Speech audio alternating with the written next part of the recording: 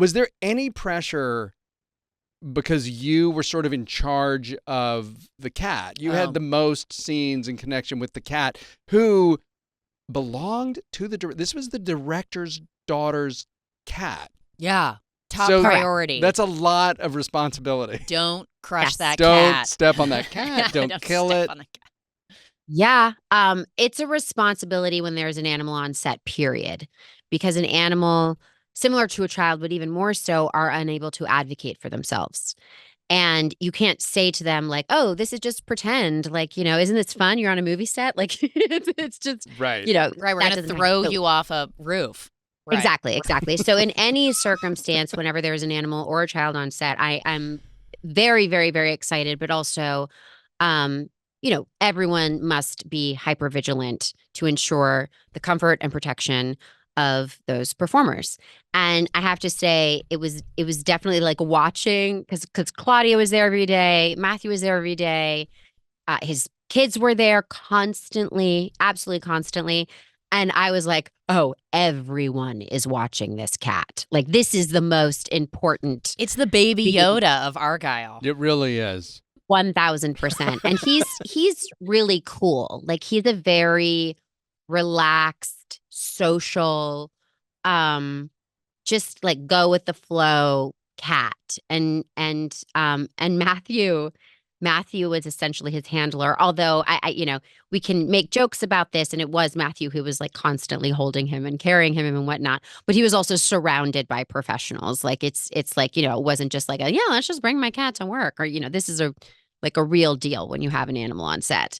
But it was this sort of like extra endearing thing where Matthew would show up to work every morning just covered in fur. And his trailer was really Chip's trailer.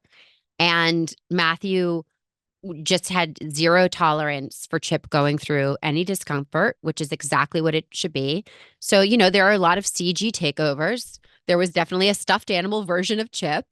And, they made sure to get a lot of like just scans and all that kind of stuff, photographs of Chip to have as references. So while he's very much so in the movie, and I very much so, got to hold him and all that kind of stuff, any moment where you see anything that would be even remotely stressful, Chip was comfortably in the warm trailer of the director. I think what you're saying is they didn't entirely trust you with Chip's life.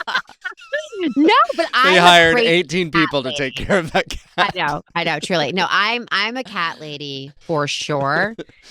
So, and they didn't trust me. So what does that mean? Like an existential spiral. The wheels are turning, as Dallas is saying. Yeah, this is rough. I thought they did. No, but Chip and I have a whole routine together, because I also, he really loves the cat backpack. Like in the trailer, they would just leave the cat backpack like open, and he would just always be chilling in there. And so taking him out, like I'm like, he loves this like cozy place, and so I have a whole routine with him where I like scratch him under his chin, and I'm like, hey, it's Bryce, Chip. Can I pick up your body? Would that be okay?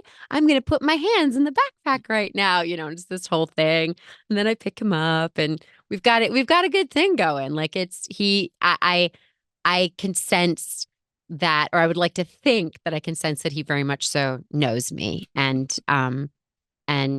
it's like it's always the purr that's the giveaway.